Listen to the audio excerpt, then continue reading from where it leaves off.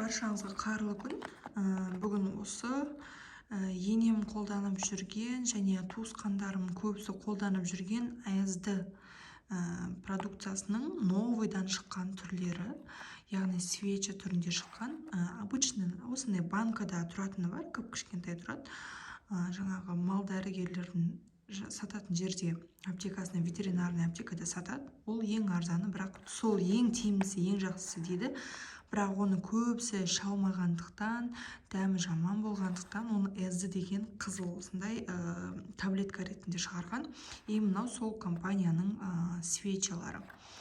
Бұның ішінде мен мына екеуін қолданып көрмегенмін. Ал осы чага дегенді ең күшті, осы әйелдерге ең керек свеча. Әсіресе босанған әйелдерге, көтере алмай жүрген әйелдерге, инфекциясы бар, жаңағы әйелдерде проблема болады ғой, маткамен проблема болады. Соның барлығында өте жақсы көмектесетін ең жақсы свечалардың бірі бұл чага свечасы. Ішінде 13 штук болады. Аптекадан аласыз, бірақ алған кезде бұның да мысалы үшін қазір кез келген нәрсенің копиясы бар. Оригиналын алуға тырысыңыз, оригиналын сұрап, оригинал ма деп сатып алатын жерден.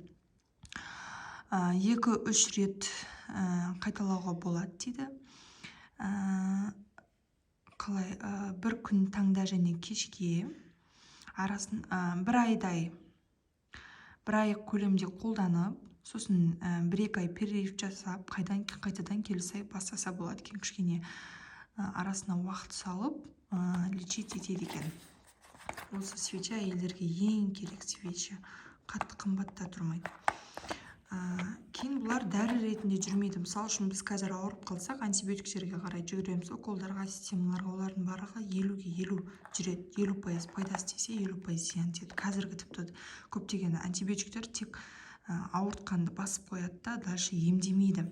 Ал біз емдеуге тырысу керек. Астында жазып тұр, не является лекарственным средством деп. Дәрі ретінде емес, как бак сияқты жүреді.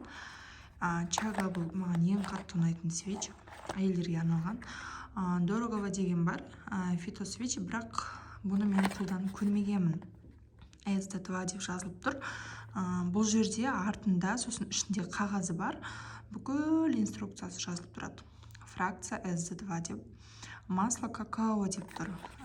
Сосын с маслом асқабақтың дәнегінің майынан жасалған свеча дейді. Енді АСД майы да бар. Біз өзіміз бала кезімізде, кішкентай кезімізде осы асқабақтың дәнін жегізетін.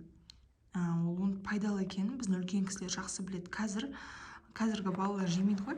Бірақ негізінде асқабақтың дәнінде май өте жақсы. Анау-мынау жаңағы жаңғақтарда, дәнектерде табыла бермейтін витаминдер осы асқабақтың дәнегінде болады. Сол секілді бұл свечанда пайдалы екеніне сенімдімін. Бірақ өзім қолданып көрмегенмін. Және кез келген свечаның астында жазылып тұр. Қолданардан алдын міндетті түрде врачтың консультациясынан өтіңіз деп. Бұларда сізде аллергия жоқ па, бір кісілерде болады, майға да аллергия болады, сезімтал кісілер болады. Сондықтан без разрешения врача болмайды деп жазылып тұр. Мен негізінде осыларды жаңағы ауырмайтын жол ізде дейді ғой, ауырып ем іздегенше, антибиотикпен емделгенше, одан да әйел адам бір рет УЗИ-ға түсіріп, көзін көрсетіп, анализдер тапсырып, осыларды қолдану керек. Әсіресе көп босанған әйелдер осы чаганы қолдану керек.